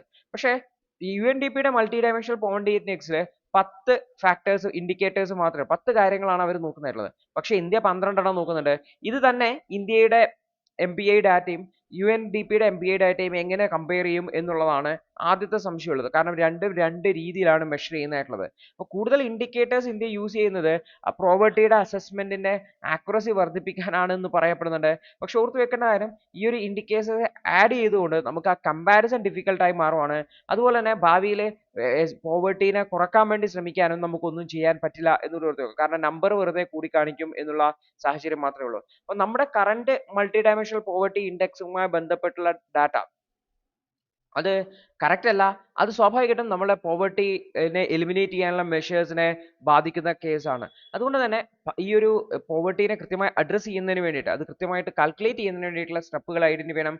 ആ ഒരു കമ്മ്യൂണിറ്റീസിനെ ഐഡന്റിഫൈ ചെയ്യാനും അവർക്ക് ആവശ്യമായിട്ടുള്ള സപ്പോർട്ട് നൽകുകയും വേണം. അപ്പോൾ എക്സിസ്റ്റിംഗ് ആയിട്ടുള്ള ഇൻഡെക്സ് നമ്മൾ കൃത്യമായിട്ടുള്ള എസ്റ്റിമേറ്റ് അല്ല നൽകുന്നതായിട്ടുള്ളത്. അതിന് അതിൻ്റേതായിട്ടുള്ള അക്കൗണ്ടിങ് വൾണറബിലിറ്റീസ് ഉണ്ട്. അതുകൊണ്ട് തന്നെ ഈ ഒരു പോവർട്ടിയെ കൃത്യമായിട്ട് മെഷർ ചെയ്യുന്നതിന് വേണ്ടിയിട്ടും ആ ഒരു അഡ്രസ് ചെയ്യുന്നതിന് വേണ്ടിയിട്ടുള്ള സ്റ്റെപ്പുകൾ ഗവൺമെന്റിന്റെ ഭാഗത്ത് നിന്ന് ഉണ്ടാവണം എന്നാണ് ഓഥർ ഹൈലൈറ്റ് ചെയ്യുന്നതായിട്ടുള്ളത്. അടുത്തൊരു വാർത്ത, വെസ്റ്റ് ആഫ്രിക്കയിൽ നിന്നും ഫ്രാൻസിനോട് പിൻവലിയാൻ വേണ്ടിയിട്ടാണ് പല കൺട്രീസും ആവശ്യപ്പെട്ടുള്ളത്. ചാഡ്, ഐവറി കോസ്റ്റ്, സെനഗൽ തുടങ്ങിയിട്ടുള്ള ആഫ്രിക്കൻ കൺട്രീസ് ആവശ്യപ്പെട്ടുള്ളത്. അപ്പോൾ എന്താണ് ഈ ഒരു വിഷയം, എന്തുകൊണ്ടാണ് ഫ്രഞ്ച് അവിടെ ഉള്ളത് തുടങ്ങിയിട്ടുള്ള കാര്യങ്ങളാണ് നമ്മൾ മനസ്സിലാക്കുന്നതായിട്ടുള്ളത്. ഓർത്തു വെക്കേണ്ട കാര്യം എന്ന് വെച്ചാൽ ഈ ഒരു ഫ്രഞ്ചിന്റെ കോളനികളായിരുന്നു പല ആഫ്രിക്കൻ കൺട്രീസും എന്നുകൂടി ഓർത്തു വെക്കേണ്ടത് തന്നെ. അപ്പോൾ ഈ ഒരു കൊളോണിയൽ പാക്റ്റിന്റെ ഭാഗമായിട്ട് അവിടുത്തെ രാജ്യത്ത് അധികാരമൊക്കെ കൈമാറിയെങ്കിൽ പോലും ഈ ഒരു ഫ്രഞ്ച് കമ്പനി അല്ലെങ്കിൽ ഫ്രാൻസിന്റെ ഇടപെടലുകൾ ഇത്തരം ആഫ്രിക്കൻ രാജ്യങ്ങളിൽ ഉണ്ടാവും. പ്രത്യേകിച്ചും ആ ഒരു രാജ്യത്ത് കോൺഫ്ലിക്റ്റുകളിലും അതുപോലെ തന്നെ രാജ്യത്തിന്റെ സോവറിനിറ്റി, സ്വതന്ത്ര പരമാധികാരത്തിലൊക്കെ ഈ ഒരു ഫ്രഞ്ചിന്റെ ഇടപെടലുകൾ നമുക്ക് കാണാൻ വേണ്ടി പറ്റുന്നതാണ്. അപ്പോൾ ഈ ഒരു കൺട്രീസ് എല്ലാം തന്നെ അവർ ഇൻഡിപെൻഡന്റ് ആവാനും റെസിപ്രോക്കൽ ആയിട്ടുള്ള റിലേഷൻസും ഒക്കെ സീക്ക് ചെയ്യുന്നുണ്ടെന്ന് നോക്കുക. എന്നാൽ ആ ഒരു പ്രദേശങ്ങളിൽ ഫ്രഞ്ച് സേനയ്ക്ക് ആ ഒരു പ്രദേശങ്ങളിലുള്ള ഇൻസർജൻസീസ് അല്ലെങ്കിൽ ആഭ്യന്തര കലാപങ്ങളൊന്നും അഡ്രസ് ചെയ്യാൻ വേണ്ടിയിട്ട് കൃത്യമായിട്ട് പറ്റില്ല. ഉദാഹരണത്തിന് ഐസിസും അൽ ഖ്വയ്ദയും പോലുള്ള മിലിറ്റന്റ് ഗ്രൂപ്പുകൾ അവിടെ ഉയർന്നു വന്നെങ്കിലും അവിടെയുള്ള ഫ്രഞ്ച് ട്രൂപ്പുകൾക്ക് ആ രാജ്യങ്ങളെ ആഭ്യന്തര പ്രശ്നങ്ങളൊന്നും സംരക്ഷിക്കാൻ പറ്റിയിട്ടില്ല. അപ്പോൾ ഇത് ആക്ച്വലി ഫ്രഞ്ചിനെ എഗെയിൻസ്റ്റ് ആയിട്ടുള്ള ഒരു സെന്റിമെന്റ് ആയിട്ട് മാറുന്നതിന് വേണ്ടിയിട്ടും ഫ്രഞ്ചിനെ അവിടെ നിന്ന് പിൻവലിക്കാൻ വേണ്ടിയിട്ട് രാജ്യങ്ങൾ ആവശ്യപ്പെടുന്ന സാഹചര്യങ്ങൾ വന്നു. നേരത്തെ തന്നെ വെസ്റ്റ് ആഫ്രിക്കൻ കൺട്രീസ് ആയിട്ടുള്ള മാലി, നൈജർ അതുപോലെ ബുർക്കിന ഫാസോ ഒക്കെ റഷ്യൻ മെർസണറി സപ്പോർട്ടിനോടും തിരിയുന്നത് കാണാൻ വേണ്ടി പറ്റും. അപ്പോൾ അതായത് ഈ ഒരു ഫ്രാൻസിന്റെ ഈ ഒരു പൊളിറ്റിക്കൽ കൺസ്ട്രെയിൻ ആവശ്യപ്പെടാതെ അവരെന്ത് ചെയ്യാണ്, റഷ്യൻ ഗ്രൂപ്പുകളോട് സപ്പോർട്ട് ആവശ്യപ്പെടുന്നതും കാണാൻ പറ്റും. ഈ ഒരു ഫ്രഞ്ച് ഗവൺമെന്റിനോട് അല്ലെങ്കിൽ ഫ്രഞ്ച് മിലിറ്ററി ട്രൂപ്പിനോട് വിഡ്രോവൽ ചെയ്യാൻ പറഞ്ഞതോടെ ഈ ഒരു വർഷങ്ങൾ നീണ്ടിട്ടുള്ള ഫ്രഞ്ചിന്റെ ആ ഒരു ആധിപത്യം അല്ലെങ്കിൽ ആ ഒരു കൺട്രോൾ അല്ലെങ്കിൽ ആ ഒരു ഇടപെടല് ആഫ്രിക്കയിൽ ഒഴിവാകുന്ന സാഹചര്യമാണ്. പ്രത്യേകിച്ചും സഹേൽ സ്റ്റേറ്റ്സ് പോലുള്ള റീജിയണൽ അലയൻസുകൾ മാലി, നൈജർ, ബുർക്കിന ഫാസോടൊക്കെ അവരെല്ലാം തന്നെ കൗണ്ടർ ടെററിസം എഫേർട്ടുകൾ റീജിയണൽ അലയൻസുകൾ ക്രിയേറ്റ് ചെയ്തിട്ട് കൗണ്ടർ ചെയ്യാൻ വേണ്ടി ശ്രമിക്കുന്നുണ്ട്. ഓർത്തു വെക്കുക, ഓൾറെഡി മാലിയിലും നൈജറിലും ബുർക്കിന ഫാസോയിലൊക്കെ ഇൻസർജൻസീസ് ഉണ്ട്. അത് സ്വാഭാവികമായിട്ടും ഫ്രഞ്ച് വിഡ്രോവൽ ഉണ്ടായിക്കഴിഞ്ഞാൽ അവിടെ കൂടാനുള്ള ഒരു സാധ്യതയാണ് എന്ന് കൂടി ഓർത്തുവെക്കുന്നത്. കാരണം ഗ്ലോബൽ ടെററിസം ഇൻഡെക്സിലൊക്കെ വളരെ മുന്നിൽ നിൽക്കുന്ന ടെററിസ്റ്റ് ആക്ടിവിറ്റീസ് ഒക്കെ വളരെ കൂടിയ പ്രദേശങ്ങളാണ് ഈ ഒരു മാലി, നൈജർ, ബുർക്കിന ഫാസോ എന്നൊക്കെ പറയുന്നത് എന്നുകൂടി ഓർത്തു വെക്കേണ്ടതാണ്. ഈ ഒരു സഹേൽ സ്റ്റേറ്റ്സ് ഓർത്തു വെക്കാൻ വേണ്ടി ശ്രമിക്കുക. അതുപോലെ ഫ്രഞ്ചിന്റെ ഇൻഫ്ലുവൻസുമായി ബന്ധപ്പെട്ട കാര്യങ്ങളും ഓർത്തു വെക്കാൻ വേണ്ടി ശ്രമിക്കുക എന്നുള്ളതാണ്. അടുത്തത് പ്രൊജക്ട് 75I ബന്ധപ്പെട്ടുള്ള ടെൻഡേഴ്സ് ടെക്നിക്കൽ ഇവാലുവേഷൻ ചെയ്യാണ്, ക്ലിയർ ചെയ്തു എന്ന് പറഞ്ഞിട്ടുള്ള വാർത്തയാണ്. അപ്പോൾ എന്താണ് പ്രൊജക്ട് 75I എന്നാണ് നമ്മൾ നോക്കുന്നത്. സബ്മറൈൻ നിർമ്മിക്കുന്നതുമായി ബന്ധപ്പെട്ടാണ്. അപ്പോൾ 6 അഡ്വാൻസ്ഡ് ആയിട്ടുള്ള സബ്മറൈൻ നിർമ്മിക്കുന്നതുമായി ബന്ധപ്പെട്ടുള്ള ഡിസ്കഷൻസ് ആണ് പ്രൊജക്ട് 75I നൽകുന്നതായിട്ടുള്ള മസഗോൺ ഡോക്ക് ഷിപ്പ്യാർഡ് ലിമിറ്റഡും ജർമ്മനിയുടെ TKMS ആണ് ടെക്നിക്കൽ ഇവാലുവേഷൻ പാസ് ചെയ്തിട്ടുള്ളത് ഡിഫൻസ് മിനിസ്ട്രിയുടെ എന്നുകൂടി ഓർത്തുവെക്കുന്നത്. അപ്പോൾ ലാസൻ ആൻഡ് ടോബ്രോയുടെ ആൻഡ് സ്പെയിൻ നവാൻഷിയയുടെ ബിഡ് ടെക്നിക്കൽ ഇവാലുവേഷൻ പാസ് ആയിട്ടില്ല എന്ന് ഓർത്തുവെക്കുക. അപ്പോൾ ഇതിൽ കുറച്ച് കണ്ടീഷൻസ് പറയുന്നുണ്ട്. ഇൻഡിജിനസ് റിക്വയർമെന്റ് ആണ്. അത്തരത്തിലുള്ള സബ്മറൈനുകൾ ഉണ്ടാക്കുമ്പോൾ ആദ്യത്തെ സബ്മറൈനിലെ മൊത്തം കോമ്പണന്റ് 45% നമ്മുടെ ഇന്ത്യയിൽ ഉൽപ്പാദിപ്പിച്ച പ്രൊഡക്റ്റുകളായിരിക്കണം. അങ്ങനെ 6ാമത്തെ സബ്മറൈനിലേക്ക് എത്തുമ്പോൾ 60% ഇൻഡിജിനസ് ആയിട്ടുള്ള കോമ്പോണൻസ് ആയിരിക്കണം എന്നുള്ളതാണ്. മറ്റൊന്നാണ് എയർ ഇൻഡിപെൻഡന്റ് ആയിട്ടുള്ള പ്രൊപ്പൽഷൻ ആയിരിക്കണം. അതായത് അന്തരീക്ഷത്തിൽ നിന്ന് എയർ ഉപയോഗിച്ചുകൊണ്ടായിരിക്കും സബ്മറൈൻ മൂവ് ചെയ്യുന്നത്. അപ്പോൾ കുറെ കൂടി ബെറ്റർ ആയിട്ടുള്ള സ്റ്റീൽത്ത്, അതായത് കണ്ടുപിടിക്കാൻ ബുദ്ധിമുട്ടുള്ള രീതിയിലേക്ക് മാറും എന്നുള്ളതാണ്. അപ്പോൾ AIP ടെക്നോളജി ഉപയോഗിക്കണം എന്ന് വെച്ചാൽ അതായത് ഫ്യൂൽ സെൽ ടെക്നോളജി യൂസ് ചെയ്യേണ്ടി വരും. അതായത് ഹൈഡ്രജനും ഓക്സിജനും ഒക്കെ ഉപയോഗിച്ചുകൊണ്ട് എനർജി പ്രൊപ്പൽ ചെയ്യുന്ന 2 ആഴ്ചയോളം വെള്ളത്തിനടിയിൽ സബ്മേർജ് ചെയ്ത് കിടക്കാൻ വേണ്ടി പറ്റും എന്നുള്ള അഡ്വാൻറ്റേജ് ആണുള്ളത്. മറ്റേതാകുമ്പോൾ എയർ ഡിപ്പെൻഡന്റ് പ്രൊപ്പൽഷൻ ആകുമ്പോൾ മുകളിലോട്ട് വന്ന് എയർ സ്റ്റോർ ചെയ്ത് എടുക്കേണ്ടി വരും പ്രൊപ്പൽഷന് വേണ്ടിയിട്ട് എന്നുകൂടി ഓർത്ത് വെക്കുക. അപ്പോൾ ഈ ഒരു പ്രൊജക്ട് 75 എന്ന് പറഞ്ഞാൽ പ്രോജക്ട് 75I എന്ന് പറഞ്ഞാൽ പ്രൊജക്ട് 75 എന്ന് പറയുന്ന പ്രൊജക്ടിന്റെ ഒരു കണ്ടിന്യൂവേഷൻ ആണ്. അപ്പോൾ നമ്മുടെ രാജ്യത്ത് ഇൻഡിജിനസ് ആയിട്ട് സബ്മറൈൻസ് അല്ലെങ്കിൽ മുങ്ങിക്കപ്പലുകൾ കൺസ്ട്രക്ട് ചെയ്യുക എന്നുള്ളതാണ്. അതിൽ എയർ ഇൻഡിപെൻഡന്റ് ആയിട്ടുള്ള പ്രൊപ്പൽഷൻ സിസ്റ്റംസ് ആണ് ഇതിന്റെ പ്രത്യേകതയായിട്ടുള്ളത്. 2007 അപ്രൂവ് ചെയ്തിട്ടുള്ളത്. ഇന്ത്യൻ നേവിയുടെ 30 വർഷത്തെ ഇൻഡിജിനസ് സബ്മറൈൻ കൺസ്ട്രക്ഷൻ പ്രോഗ്രാമിന്റെ ഭാഗമായിട്ടാണ് ഇത് പോകുന്നതെന്നും കൂടി ഓർത്ത് വെക്കേണ്ടതാണ്. അപ്പോൾ ഇത് ആദ്യം സ്ട്രാറ്റജിക് പാർട്ണർഷിപ്പ് മോഡലിലാണ് ബിൽഡ് ചെയ്തിട്ടുള്ളത്. 2017 ഈ നമ്മുടെ രാജ്യത്ത് ഈ ഒരു ഇൻഡിജിനസ് ആയിട്ടുള്ള ഡിഫൻസ് മാനുഫാക്ചറിനെ സപ്പോർട്ട് ചെയ്യുന്നതിന് വേണ്ടി പ്രൊമോട്ട് ചെയ്യുന്നതിന്റെ ഭാഗമായിട്ടാണ് ഇത് ചെയ്യുന്നത് എന്ന് കൂടി ഓർത്ത് വെക്കുക. അപ്പോൾ ഇതിന് അഡ്വാൻസ്ഡ് ആയിട്ടുള്ള ഫീച്ചേഴ്സ് ഉണ്ട്, സ്റ്റീൽത്ത് ഫീച്ചേഴ്സ്, അതായത് മറ്റ് മുങ്ങിക്കപ്പലുകൾക്ക് കണ്ടുപിടിക്കാൻ പറ്റാത്ത രീതിയിലുള്ള അഡ്വാൻസ്ഡ് ആയിട്ടുള്ള അക്കോസ്റ്റിക് അബ്സോർപ്ഷൻ ടെക്നിക്കുകൾ, അതുപോലെ തന്നെ ലോ റേഡിയേറ്റഡ് ആയിട്ടുള്ള noise level, long range guided ആയിട്ടുള്ള torpedoes, tube launched anti ship missiles, sonars, sensor suites ഒക്കെ ഉണ്ട്. അതുപോലെ ഇൻഡിജിനൈസേഷൻ നമ്മൾ ഓൾറെഡി പറഞ്ഞു. ഫസ്റ്റ് വെസലിനെ 45% ഇൻഡിജിനൈസേഷനും 6th വെസലിനെ 60% ഇൻഡിജിനൈസേഷനും ആവശ്യമുണ്ട് എന്നുകൂടി ഓർത്തു വെക്കേണ്ടതായിട്ടുണ്ട്. അടുത്തൊരു വാർത്ത, കൺസ്ട്രക്ഷൻ വെൽഫെയർ ഫണ്ടുകൾ സെസ്സുകളായിട്ട് സ്റ്റേറ്റ് ഗവൺമെന്റുകൾ കളക്ട് ചെയ്യുന്നുണ്ടെങ്കിൽ പോലും അത് കൃത്യമായിട്ട് യൂസ് ചെയ്യുന്നില്ല, അല്ലെങ്കിൽ അത് മിസ്യൂസ് ചെയ്യപ്പെടുന്നു എന്നുള്ള ഒരു പ്രശ്നം സ്റ്റേറ്റ് ലേബർ മിനിസ്ട്രി, അതായത് ഈ യൂണിയൻ ലേബർ മിനിസ്ട്രി പറയുകയാണ്. അവർ ഈ വിഷയമാണ് നമ്മൾ മനസ്സിലാക്കാൻ വേണ്ടി പോകുന്നതായിട്ടുള്ളത്. അതായത് യൂണിയൻ ലേബർ മിനിസ്ട്രിയിൽ നടത്തിയിട്ടുള്ള ഒരു RTI application, right to information ആക്ടുമായി ബന്ധപ്പെട്ട ആപ്ലിക്കേഷനാണ്. വെൽഫെയർ ബോർഡുകൾ കൺസ്ട്രക്ഷൻ വർക്കേഴ്സിന് വേണ്ടിയിട്ട് രാജ്യത്ത് മൊത്തം ഏകദേശം 70,000 കോടിയോളം രൂപ സെസ് വഴി കളക്ട് ചെയ്തിട്ടുണ്ടായിരുന്നു. പക്ഷേ അത് കൃത്യമായിട്ട് യൂസ് ചെയ്തിട്ടില്ല എന്നുള്ള ഒരു പ്രശ്നമാണ് പറയുന്നതായിട്ടുള്ളത്. അതായത് എന്താ ഈ സെസ് എന്ന് പറഞ്ഞു കഴിഞ്ഞാൽ ഒരു പ്രത്യേക ആവശ്യത്തിന് പിരിക്കുന്ന അധിക നികുതിയാണ്. അപ്പോൾ building and other construction workers act പ്രകാരം കൺസ്ട്രക്ഷൻ കോസ്റ്റുകൾ അല്ലെങ്കിൽ കൺസ്ട്രക്ഷൻ ഉപയോഗിക്കുന്ന വസ്തുക്കളിലും മറ്റുമൊക്കെ ഒരു 1% മുതൽ 2% വരെ സെസ് കളക്ട് ചെയ്യാൻ വേണ്ടിയിട്ട്, അധിക നികുതി കളക്ട് ചെയ്യാൻ വേണ്ടിയിട്ട് പറ്റും. സെസ്സിന്റെ പ്രത്യേകത എന്ന് വെച്ചാൽ ആ ഒരു പർപ്പസിന് മാത്രമേ അത് ഉപയോഗിക്കാൻ പറ്റുള്ളൂ. ഇവിടെ എന്തിനാ കൺസ്ട്രക്ഷൻ വർക്കേഴ്സിന്റെ വെൽഫെയറിന് വേണ്ടിയിട്ടാണ് ഈ ഒരു പൈസ കളക്ട് ചെയ്യുന്നതായിട്ടുള്ളത്. അപ്പോൾ സെപ്റ്റംബർ 2024 കണക്കുപ്രകാരം 5.7 കോടിയോളം ആൾക്കാർ 36 സ്റ്റേറ്റ് വെൽഫെയർ ബോർഡുകളിലായിട്ട്, അതായത് സ്റ്റേറ്റിലും യൂണിയൻ ടെറിട്ടറിയിലും ആയിട്ടുള്ള വെൽഫെയർ ബോർഡുകളിലായിട്ട് രജിസ്റ്റർ ചെയ്തിട്ടുണ്ട് എന്നുകൂടി ഓർത്തു വെക്കേണ്ടതാണ്. പക്ഷേ ഈ ഒരു COVID-19 കാലഘട്ടത്തിലൊന്നും ഈ ഒരു കൺസ്ട്രക്ഷൻ വർക്കേഴ്സിന് അവർക്ക് തൊഴിലുണ്ടായിരുന്നില്ല, അവർക്ക് ആവശ്യമായിട്ടുള്ള സപ്പോർട്ടുകൾ നൽകുകയോ ഒന്നും തന്നെ ചെയ്തിട്ടുണ്ടായിരുന്നില്ല എന്നുള്ളൊരു കൺസേൺസും സ്റ്റേറ്റ് ഗവൺമെന്റുകളുടെ ഭാഗത്തുനിന്ന് അല്ലെങ്കിൽ പരാതിയും ഉയർന്നിട്ടുണ്ട് എന്ന് കൂടി ഓർത്തു വെക്കേണ്ടതാണ്. അപ്പോൾ ഈ ഒരു സെസ് ഇവാഡ് ചെയ്യുന്ന സാഹചര്യം അവിടെയാണ് ഓർത്തു വെക്കേണ്ടത്. എന്താണ് സെസ്, എങ്ങനെയാണ് സെസ് പിരിക്കുന്നത്, സെസ്സിനെ ഇവാഡ് ചെയ്യാൻ പറ്റുമോ? സെസ്സിനെ ഇവാഡ് ചെയ്യാൻ പറ്റില്ല. അപ്പോൾ മഹാരാഷ്ട്രയിലും മറ്റുമൊക്കെ ഈ ഒരു സെസ്സിനെ ഉപയോഗിക്കുന്നു, മറ്റ് ആവശ്യങ്ങൾക്ക് വേണ്ടി ഉപയോഗിക്കുന്നു എന്നുള്ളത് നിയമപരമായിട്ട് തെറ്റായിട്ടുള്ള ഒരു പരിപാടിയാണ് എന്നുകൂടി ഓർത്തു വെക്കുക. അപ്പോൾ ലേബർ മിനിസ്ട്രിക്ക് എത്രമാത്രം കൺസ്ട്രക്ഷൻ പ്രൊജക്ടുകൾ അപ്രൂവ് ചെയ്തിട്ടുണ്ട്, അതിൽ നിന്നും എത്രമാത്രം സെസ് കളക്ട് ചെയ്യുന്നത് തുടങ്ങിയിട്ടുള്ള ഡാറ്റ കൃത്യമായിട്ട് നൽകിയിട്ടില്ല. അത് ലോക്കൽ അതോറിറ്റീസിന്റെ കയ്യിൽ മാത്രമേ ഉണ്ടാവുള്ളൂ. മഹാരാഷ്ട്രയിലും കർണാടകയും ഉത്തർപ്രദേശും ഒക്കെയാണ് ഈ ഒരു സെസ് കൃത്യമായിട്ട് ഉപയോഗിക്കാതെ മറ്റ് ആവശ്യങ്ങൾക്ക് വേണ്ടി ഈ സെസ് തുക ഉപയോഗിക്കുന്നത് എന്നുള്ള കാര്യം ഓർത്തു വയ്ക്കേണ്ടതായിട്ടുണ്ട്. അപ്പോൾ പുതിയ സോഷ്യൽ സെക്യൂരിറ്റി കോഡ് കൊണ്ടുവരേണ്ടതാണ്, സെസ്സുകളുടെ ഉപയോഗം കൃത്യമായിട്ട് കൺട്രോൾ ചെയ്യേണ്ടതായിട്ടുണ്ട് എന്നാണ് പറയുന്നത്. അതുവഴി എംപ്ലോയേഴ്സും മറ്റുമൊക്കെ സെൽഫ് അസസ്മെന്റ് നടത്താൻ വേണ്ടി വരും എന്നുള്ളതാണ്. അപ്പോൾ പുതിയ ഒരു സോഷ്യൽ സെക്യൂരിറ്റി കോഡ്, വർക്കേഴ്സിന്റെ റൈറ്റിനെ ഹൈലൈറ്റ് ചെയ്യുന്ന കോഡ് കൊണ്ടുവരേണ്ട ആവശ്യകതയാണ് ഇവിടെ ഹൈലൈറ്റ് ചെയ്യുന്നത്. അതുപോലെ തന്നെ അവർക്ക് ഫ്രീ ആയിട്ടുള്ള അക്കമഡേഷനും സാനിറ്റേഷനും ഒക്കെ നൽകുന്നതിനെ കുറിച്ചും ഈ ഒരു കോഡിൽ പറയുന്നുണ്ട് എന്നുകൂടി ഓർത്തു വേണ്ടതാണ്. അപ്പോൾ ഈ ഒരു building and other construction workers act പ്രത്യേകിച്ചും നമ്മൾ നോക്കി കഴിഞ്ഞാൽ മറ്റ് സ്റ്റേറ്റ്സിലും യൂണിയൻ ടെറിട്ടറിയിലും കാര്യമായിട്ടുള്ള ബെനിഫിറ്റ് ഉണ്ടാവുന്നില്ല. ബെനിഫിറ്റ് ഉണ്ടാവുന്ന ഏക സ്റ്റേറ്റ് നമ്മുടെ സംസ്ഥാനമായിട്ടുള്ള കേരളമാണ് എന്നുകൂടി ഓർത്തു വെക്കേണ്ടതായിട്ടുണ്ട്. ഇവിടെയാണ് പിന്നെയെങ്കിലും ഈ ഒരു വർക്കേഴ്സിന് എന്തെങ്കിലും ബെനിഫിറ്റ് നൽകുന്നത് എന്നുകൂടി ഓർത്തു വെക്കാം. അടുത്തൊരു വാർത്തയാണ് റോഡമൈൻ ബി എന്ന് പറയുന്ന ഒരു ഡൈയുമായി ബന്ധപ്പെട്ട്. ഡൈ എന്ന് പറഞ്ഞു കഴിഞ്ഞാൽ നമുക്കൊരു കളറിംഗ് ഏജന്റ് എന്ന് പറയാൻ വേണ്ടി പറ്റും. അതായത് കളർ കിട്ടാൻ വേണ്ടിയിട്ട് ഉപയോഗിക്കുന്നതാണ്. അപ്പോൾ സാധാരണ കളറിന് വേണ്ടിയിട്ട് നമുക്ക് ഉപയോഗിക്കുന്ന സ്ഥലമാണ് ടെക്സ്റ്റൈൽസ്, അല്ലെ, വസ്ത്രങ്ങൾക്ക് കളർ കൊടുക്കാൻ വേണ്ടിയിട്ട് ഉപയോഗിക്കും. വ്യത്യസ്ത കളറിലുള്ള ഡ്രസ്സ് ഉണ്ടാവും, അതിന് ഉപയോഗിക്കുന്ന ഒരു ഡൈ ആണ് റോഡമൈൻ ബി. പക്ഷെ ഇത് നമ്മൾ ഫുഡ് ഐറ്റംസിലും നിങ്ങൾ ഈ ഒരു മുട്ടായി, അതായത് ഇതിനെ ഷുഗർ ക്യാൻഡി എന്നൊക്കെ വിളിക്കാം, ഇത്തരം മിഠായികളിലും എന്ത് ഉപയോഗിക്കുന്നുണ്ട്, ഈ ഒരു റോഡമൈൻ ബി ഉപയോഗിക്കുന്നുണ്ട്. ഇത് ക്യാൻസറിന് കാരണമാകും എന്നുള്ള കാര്യം കൂടി ഓർത്തു വയ്ക്കേണ്ടതായിട്ട്. അപ്പോൾ ഈ റോഡമൈൻ ബി ആണ് അടുത്തായിട്ട് നമ്മൾ മനസ്സിലാക്കാൻ വേണ്ടി പോകുന്നത്. അപ്പോൾ റോഡമൈൻ ബി എന്ന് പറഞ്ഞാൽ ഒരു സിന്തറ്റിക് ഡൈ ആണ്, ഒരു കളറിംഗ് ഏജന്റ് ആണ്, ടെക്സ്റ്റൈൽസിൽ യൂസ് ചെയ്യുന്നതാണ്, പേപ്പറിലും ലെതർ ഇൻഡസ്ട്രീസിലും കൂടെ യൂസ് ചെയ്യാറുണ്ട്. അപ്പോൾ ഇതിൽ വലിയ അപ്ലിക്കേഷൻസ് ഉണ്ട്, കാരണം ഫ്ലൂറസെന്റ് ആയിട്ടുള്ള പ്രോപ്പർട്ടീസ് ഉണ്ട്, അതുകൊണ്ട് തന്നെ പെട്ടെന്ന് വെട്ടിത്തിളങ്ങുന്ന രീതിയിൽ കാണാൻ വേണ്ടി പറ്റും എന്നുള്ളതാണ്. പക്ഷെ ഇത് കൺസ്യൂമർ പ്രൊഡക്റ്റുകളിൽ യൂസ് ചെയ്യുന്നുണ്ട് എന്നുള്ളതാണ് ഒരുപാട് ഹെൽത്ത് റിസ്കിന് കാരണമാകുന്നതായിട്ടുള്ളത്. അപ്പോൾ റോഡമൈൻ ബി നമ്മുടെ ശരീരത്തിലേക്ക് എത്തിക്കഴിഞ്ഞാൽ DNA ഡാമേജിന് കാരണമാകാം, ഈവൻ ക്യാൻസറസ് ആയിട്ടുള്ള ഗ്രോത്തിന്, അതായത് ക്യാൻസർ ഉണ്ടാവുന്നതിന് കാരണമാകും. അനിമൽ സ്റ്റഡീസിലും മറ്റുമൊക്കെ ഇത് ട്യൂമർ ഡെവലപ്മെന്റിന് കാരണമാകുന്നു, പ്രത്യേകിച്ച് ലിവറിലും ബ്ലാഡറിലും ഒക്കെ ട്യൂമർ ഡെവലപ്പ് ചെയ്യാൻ കാരണമാകുന്നു എന്ന് കണ്ടെത്തിയിട്ടുണ്ട്. റോഡമൈൻ ബി US-ലും യൂറോപ്യൻ യൂണിയനിലും ഒക്കെ ബാൻ ചെയ്തിട്ടുണ്ട്, ബിക്കോസ് ഇത് കാർസിനോജനിക് പ്രോപ്പർട്ടീസ് ഉള്ളതാണ്. പക്ഷെ തമിഴ്നാടും കർണാടകയും പുതുച്ചേരിയും ഹിമാചൽ പ്രദേശും ഒക്കെ ഈ ഒരു കോട്ടൺ ക്യാൻഡിയിലും സ്ട്രീറ്റ് ഫുഡുകളിലൊക്കെ റോഡമൈൻ ബി കളറിംഗ് ഏജന്റ് ആയിട്ട് യൂസ് ചെയ്യുന്നുണ്ട്, അതിനെ ബാൻ ചെയ്തിട്ടുണ്ടെന്ന് ഓർത്തു വെക്കുന്നതാണ്.